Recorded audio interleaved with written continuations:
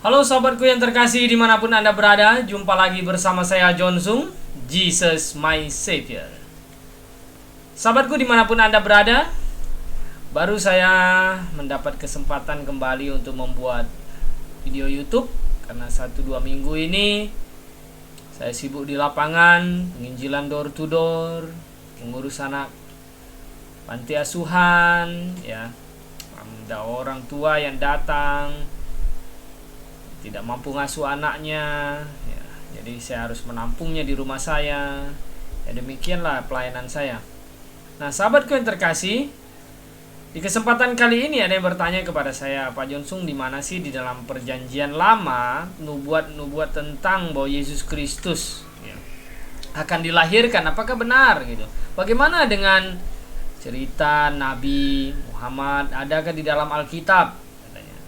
Oh, saya bilang jelas sekali kita tidak temukan itu, ya, tidak temukan ada nama Muhammad di dalam Alkitab. Yang kita temukan adalah nubuat Yesus Kristus, Mesias, anak Allah yang hidup. Kurang lebih yang Anda lihat di slide di depan layar ini, ada 300 nubuatan lebih digenapi oleh Yesus Kristus. Ya, di dalam perjanjian lama, ya, banyak nubuatan. Perjanjian lama ditulis, ya, kurang lebih 1500 tahun before Christ, ya, sebelum Masehi, sampai 400 tahun before Christ sebelum Masehi.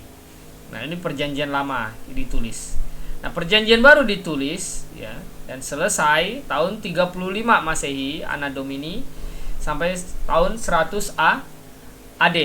Nah, dalam kurun waktu yang demikian jauh ini, kita bisa melihat bahwa nubuatan tentang Yesus Kristus di dalam perjanjian lama. Nah, kalau kita melihat pertama dulu adalah misalnya, ya, tentang bahwa Yesus Kristus itu lahir dari keturunan Abraham.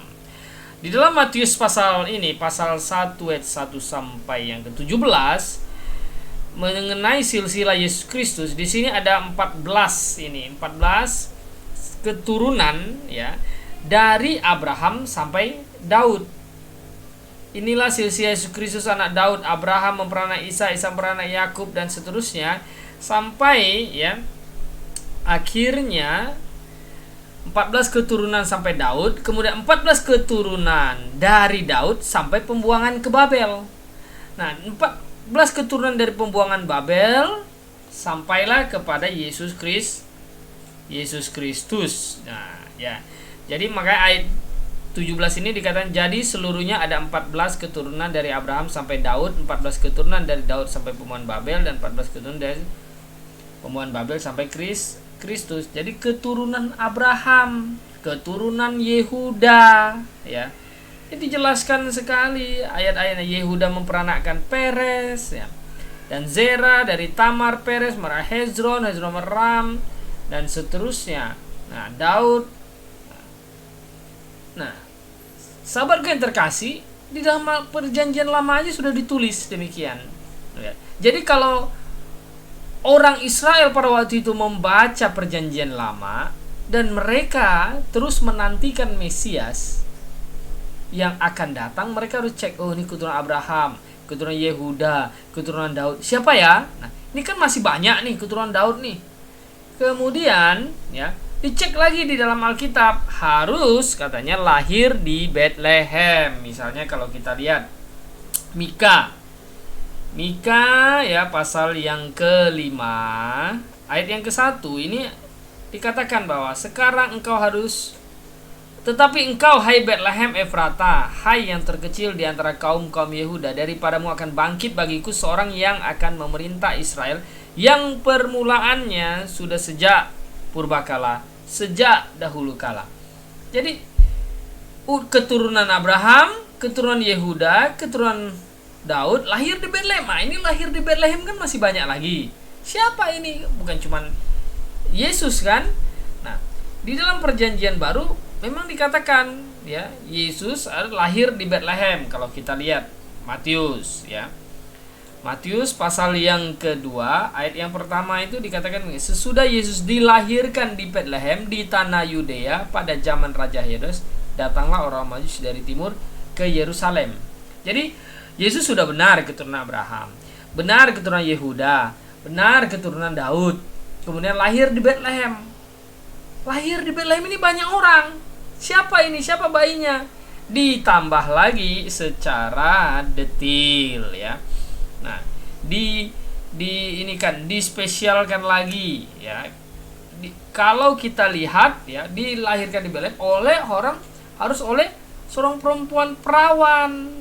Nah, Yesaya pasal 7 ayat 14 ini bunyinya gini.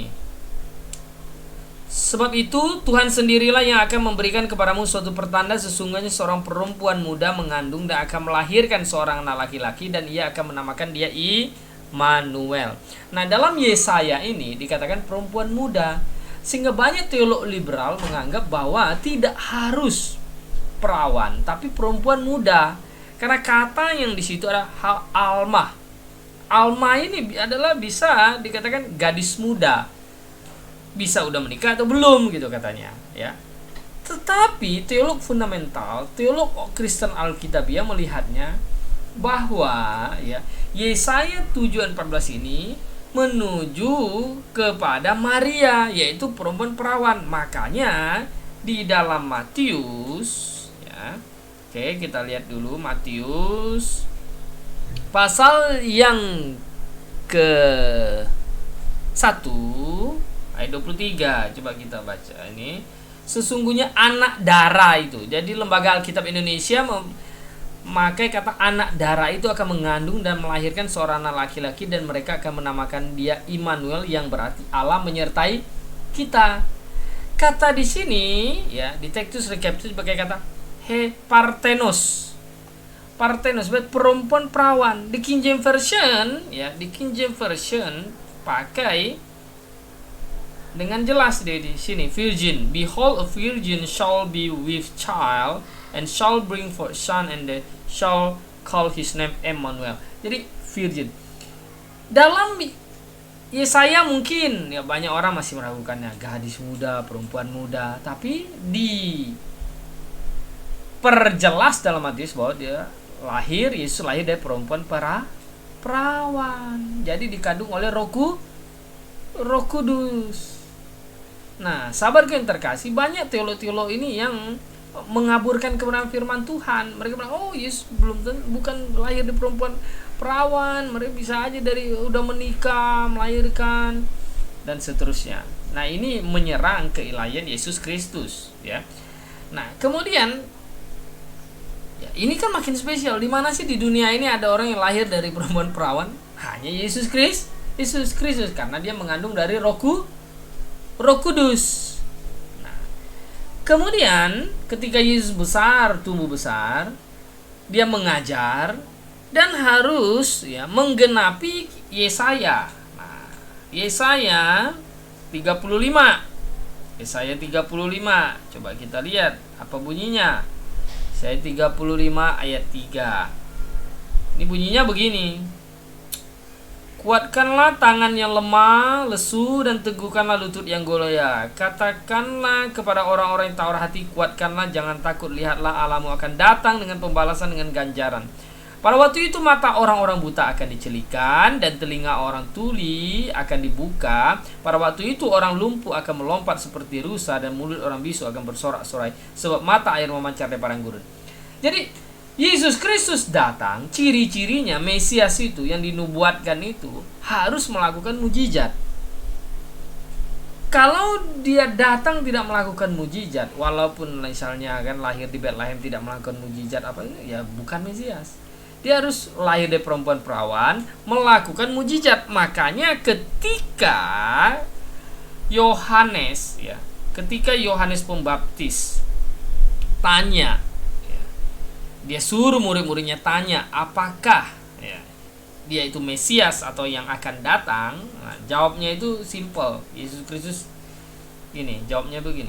Di dalam penjara Yohanes, Matius 11 ayat 2, Di dalam penjara, Yohanes mendengar tentang pekerjaan Kristus, lalu menyuruh murid-muridnya bertanya kepadanya, "Engkaukah yang akan datang itu, ataukah harus menantikan orang lain?" Jadi, Yohanes ini kan menanti kedatangan Yesus Kristus, Mesias. Dari dalam penjara dia tanya, suruh murid-muridnya. Lalu jawab Yesus apa? Yesus bukan jawab, "Ya, akulah dia." Bukan. "Pergilah, katakan kepada Yohanes apa yang kamu dengar dan kamu lihat. Orang buta melihat, orang lumpuh berjalan, orang kusta menjadi tahir, orang tuli mendengar, orang mati dibangkitkan, dan kepada orang miskin diberitakan kabar baik.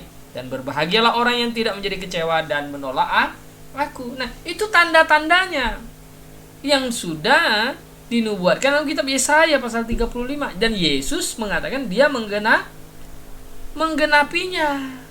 Nah, kemudian ya kita lihat lagi ya Zakaria. Ya, kita lihat kitab Zakaria pasal yang ke-9 ayat yang ke-9. Yesus Kristus akan apa? "Bersorak-soraklah dengan nyaring, hai putri Sion, bersorak-sorailah hai putri Yerusalem. Lihat, rajamu datang kepadamu, ia adil dan jaya, ia lemah lembut dan mengendarai seekor keledai beban yang mudah." Ini menggenapi ya apa yang dikatakan oleh Zakaria, sehingga Yohanes pasal 12 menulis kembali mengenai hal itu. Yohanes 12:12, "Keesokan harinya ketika orang banyak yang datang merayakan pesta mendengar Yesus sedang tengah jalan menuju Yerusalem, ya, mereka mengambil daun-daun palem dan pergi menyongsong dia sambil berseru, 'Hosana, diberkatilah dia yang datang dalam nama Tuhan Raja Israel.' Yesus menemukan seekor keledai muda lalu naik ke atasnya seperti ada tertulis, 'Jangan takut, hai putri Sion, lihatlah rajamu datang duduk di atas seekor anak keledai,' dan seterusnya. Jadi Anda bisa bayangkan kan, apa yang sudah dinubuatkan ratusan tahun ya. Kitab Yesaya sampai ke zaman Tuhan Yesus Kristus kurang lebih hampir 700 tahun digenapi dengan tepat. Bagaimana firman Tuhan bisa ada salah? Firman tidak ada salah ya.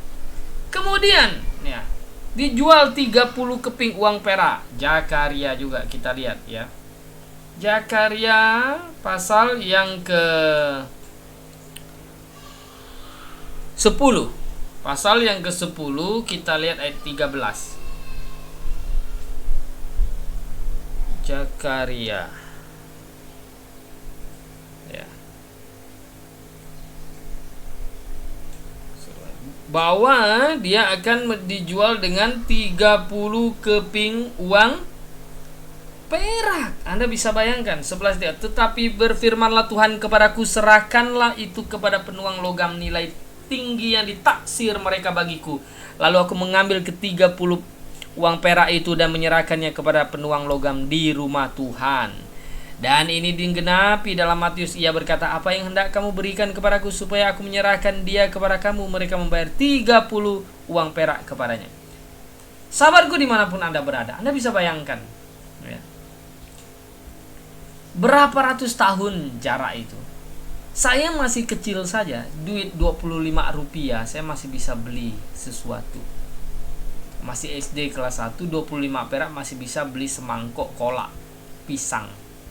Hari ini 25 rupiah hanya berapa puluh tahun, 30 tahun, 40 tahun yang lalu sudah tak berlaku lagi. 100 rupiah pun tak berlaku. Pada masa itu Anda bisa bayangkan uang saja ya, tepat sesuai ya, apa yang dinubuatkan dalam kitab Zakaria. Saudaraku yang kasih dalam Tuhan, firman Tuhan Alkitab adalah firman kebenaran yang tidak ada salahnya sedikit pun. Yang salah itu adalah manusia yang memahaminya. Nah, mereka salah memahaminya lalu menuduh bahwa itu salah. Jadi sahabatku dimanapun Anda berada ya, Anda baca Mazmur pasal 22 ayat yang kedua. Bunyinya begini, "Allahku, Allahku, mengapa engkau meninggalkan aku? Aku berseru tetapi engkau tetap jauh dan tidak menolong aku." Nah, Yesus menggenapi Matius 27 ayat 46. Eli Eli lama sabaqtani, mengapa engkau meninggalkan? Itu maksudnya menggenapi apa yang sudah tercatat di dalam kitab perjanjian lama. Jadi sahabatku dimanapun Anda berada, Alkitab tidak pernah salah. Yang salah adalah orang-orang yang salah memahaminya, misunderstanding terhadap kebenaran Alkitab. Dan tidak ada saya temukan tentang Muhammad, tentang nabi lain di dalam Alkitab. Yang ada adalah nabi-nabi palsu di akhir zaman. Kita disuruh hati-hati dan waspada.